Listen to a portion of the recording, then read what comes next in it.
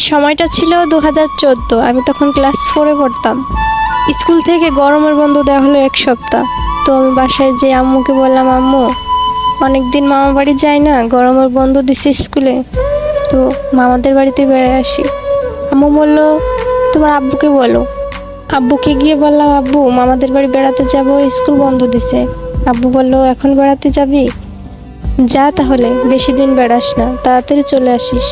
আম্মু বলল, আজ তো বৃহস্পতিবার, কাল যাস, কাল তো শুক্রবার, কাল আমি ডাক্তার কাছে যাব, ওখান থেকে ওষুধ কিনে নিয়ে তোর এগিয়ে দিয়ে আমি চলে আসব। খুশিতে আমি আত্মহারা, তাড়াতাড়ি গিয়ে ব্যাগ টেক গুছিয়ে রেখে দিলাম, পরের দিন সকালে যেতে হবে। মামাদের বাসা আমাদের বাসা থেকে বেশি দূর না, 20 টাকার ভাড়া। আম্মু ওষুধ কিনে আমাকে মামা বাড়ি রেখে বাসায় চলে গেল।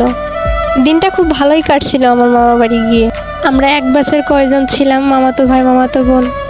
অনেক ভালো লাগতো মামাদের বাড়িতে গেলে। মাঝখানে একটা দিন চলেও গেল।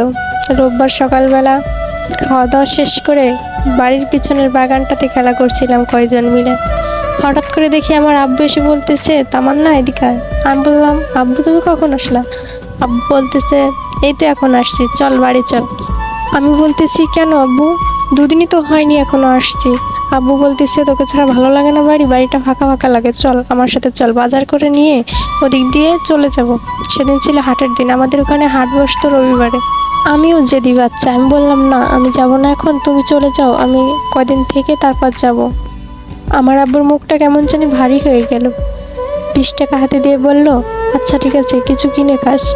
তাই বলে বেশিক্ষণ আর দাঁড়ালো না আব্বু, তাড়াতাড়ি বাড়ির দিকে রওনা দিল। আমি একবার ভাবলাম আব্বুর কি হলো, হঠাৎ করে মন খারাপ করে আবার চলে গেল। ভেবেও আর ভাবলাম না, তাড়াতাড়ি গিয়ে ওদের সাথে আবার যোগ দিলাম খেলায়। দুপুরবেলা খাওয়া দাওয়া শেষ করার পর মামার রুমে যে টিভি দেখতে লাগলাম। টিভি দেখতেছি, কিন্তু আমার মনে কোনো শান্তি হচ্ছে না। চোখ দিয়ে মনে হচ্ছে চোখগুলো কেমন বের হয়ে যাচ্ছে, আমার পরানটা উতলা লাগছে খুব।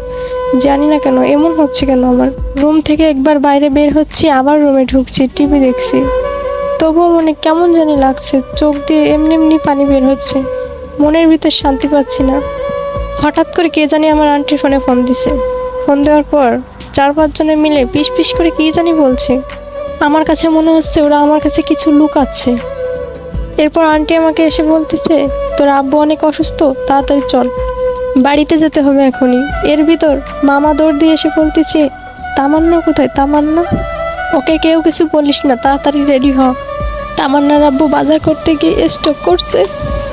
দৌড় দিয়ে ঘর থেকে বের হলাম। বললাম, আন্টি কি হয়েছে? আব্বুর কি হয়েছে? বলতেছে, তোর আব্বু অনেক অসুস্থ, তাড়াতাড়ি চল। কিচ্ছু হয় না, সব ঠিক হয়ে যাবে।